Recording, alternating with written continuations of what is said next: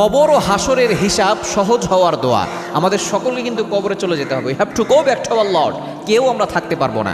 নবীজি সাল্লাল্লাহু আলাইহি সাল্লাম হাসরের ময়দানে যে আমাদের হিসাব নেওয়া হবে, এই হিসাব সহজ যাতে করে হয়, এই জন্য নবীজি সাল্লাল্লাহু আলাইহি সাল্লাম একটি দোয়া পড়তেন। এই দোয়া যদি আমরাও পড়তে পারি তাহলে আমাদের কবর হিসাবটা সহজ হয়ে যাবে। হাসরের ময়দানে ভয়ঙ্কর পরিস্থিতি হবে, তখন জমিনটা তামার জমিন হয়ে যাবে, মানুষগুলো দৌড়াতে থাকবে, এমন একটা পরিস্থিতি হবে জমিনটা তামার জমিন হবে।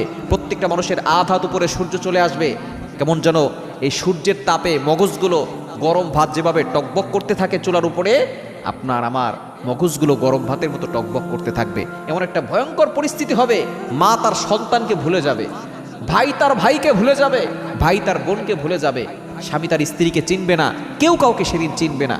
ওই দিন হিসাব যাতে করে সহজ হয়, এজন্য হিসাব শুরু হওয়ার আগেই 50,000 বছর ধরে সেখানে দাঁড়িয়ে থাকতে হবে। এজন্য হিসাব